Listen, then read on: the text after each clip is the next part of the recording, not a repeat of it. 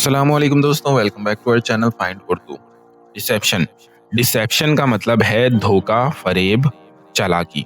Dissipation का मतलब है झूठ बोलकर या चालाकी से दूसरों को गुमराह करना।